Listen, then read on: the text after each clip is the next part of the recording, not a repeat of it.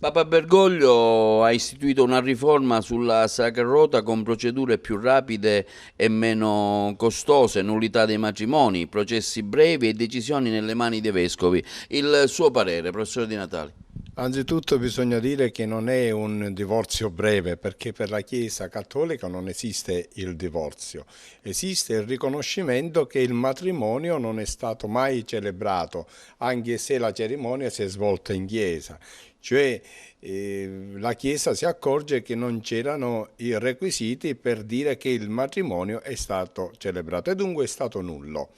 Questo riconoscimento di nullità del matrimonio ovviamente fino ad oggi ha avuto una serie di passi, di processi, dunque un certo tempo. O adesso con questo intervento di Papa Francesco, anche nello spirito della misericordia,